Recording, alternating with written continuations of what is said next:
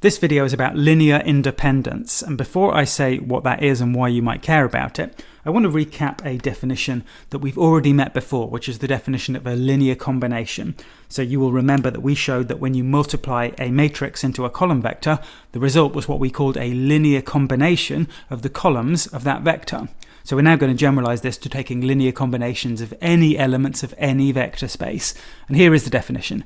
You take a vector space V, you take any elements v1, v2, v3 up to vn of v, and then a linear combination of v1 up to vn is defined to be an element that you can get by taking a scalar multiple of v1 and adding it to a scalar multiple of v2, and adding that to a scalar multiple of v3, and so on up to a scalar multiple of vn.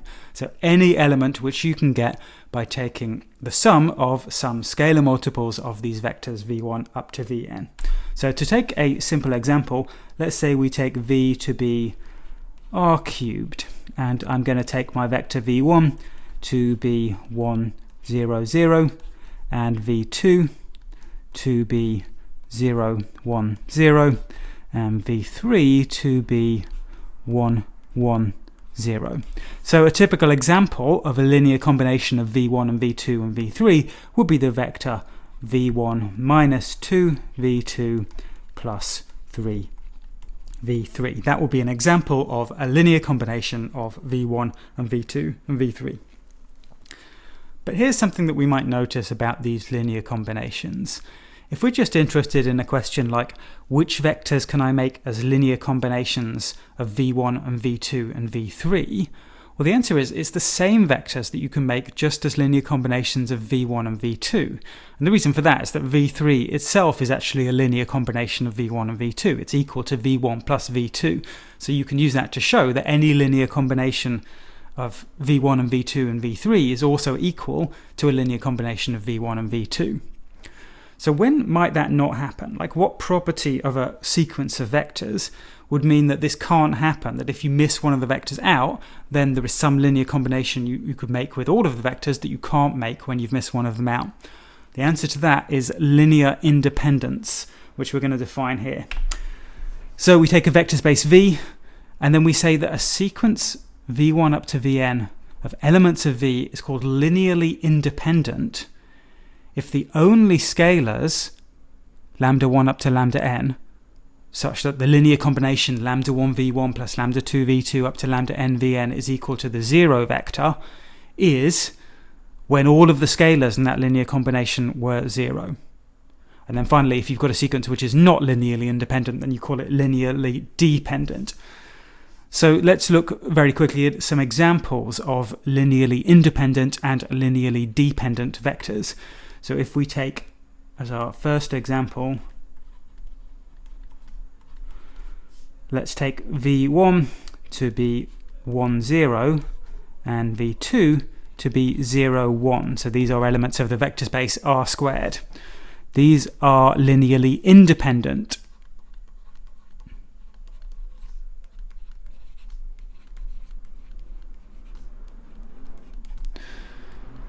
So we often use just Li as shorthand for linearly independent.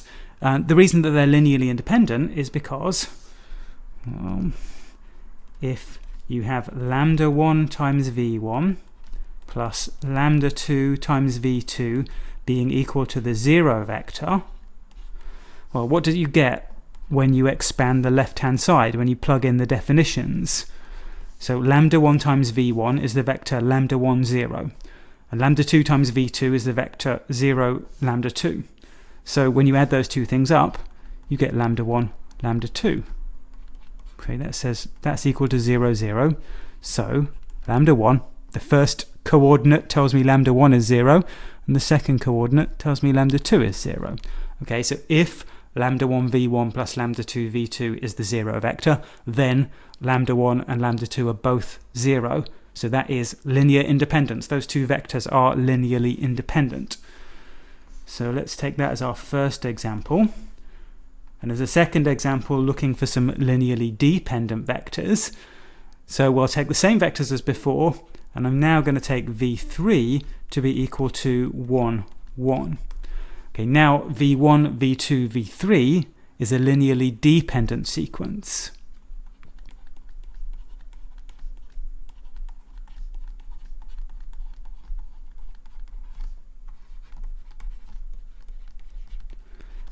And again, we often use an abbreviation LD for short for linearly dependent. And proving something's linearly dependent just means you've got to give a linear combination of those vectors equal to the 0 vector, where not all of the coefficients are 0.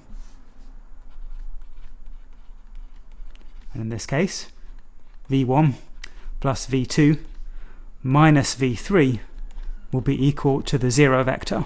Okay, so there is a linear combination equal to the 0 vector in which not all of the scalars, in fact in this case none of the scalars, were equal to the 0 vector. So those vectors v1, v2 and v3 are not linearly independent, therefore they're linearly dependent. So let's try some more examples just to get the hang of this concept of linear independence. So we'll begin with another example of vectors in R squared. So let's let u1 be 1, 1 and u2 be 1 minus 1. So what do you think? Are they linearly independent or linearly dependent? If the answer is not obvious, then pause the video, look at the definition and think, what is the answer? Are they linearly independent or not?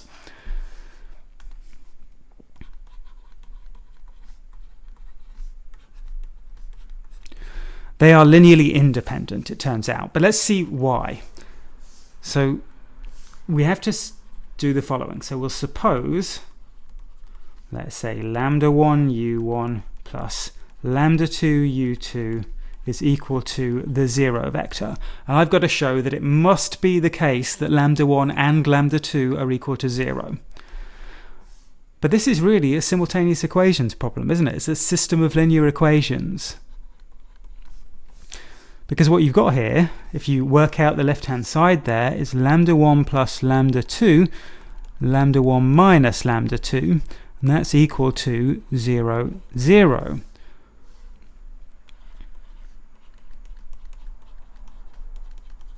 So I've got lambda 1 plus lambda 2 is equal to 0, and lambda 1 minus lambda 2 is equal to 0. And of course you can solve those simultaneous equations, just add one to the other, or subtract one from the other.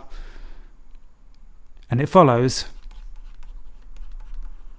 the only solution is that lambda 1 equals 0 and lambda 2 equals 0. Okay, so we've shown the only linear combination of u1 and u2 equal to the 0 vector is the linear combination where all of the scalars were 0. That's the definition of linear independence. Okay, let's try a more interesting example. So I'm going to remind you of my vector space that I called curly f. That's not standard notation, but it's just what we're going to call. This is the notation we're going to use in this video. So curly f, and in fact in the rest of Math 5. That's all the functions from the real numbers to the real numbers.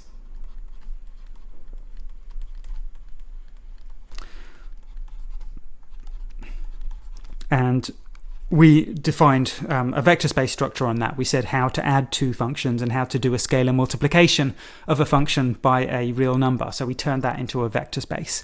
And that contains two things, right? It contains, for example, the sine function, and it contains the cosine function. So the function that sends x to sine x and the function that sends x to cosine x. So that's supposed to be a backwards membership sign. I was too lazy to write sine and cosine on the left of this. Let's tidy that up. So the sine and the cosine function are elements of f. And I claim that those two functions are linearly independent.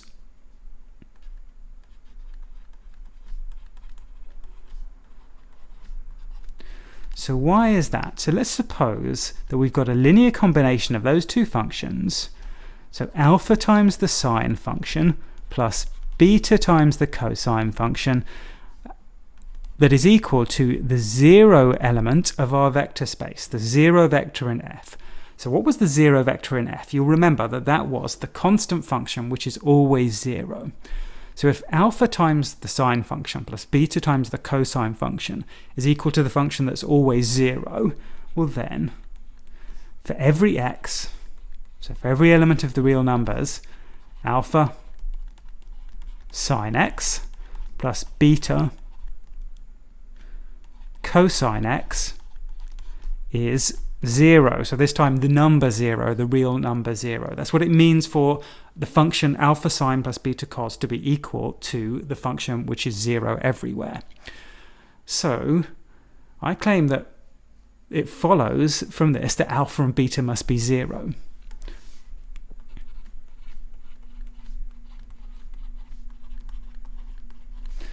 We can now show that alpha and beta must be 0. And when I say we, I mean you. So you should try to do this. And what you need to do is to choose particular values of x, substitute them into this equation here, and deduce that alpha and beta must both be 0. You should try this. When you finish trying it, check your answer against example 4.6.4 in the notes, where I have worked out all the details.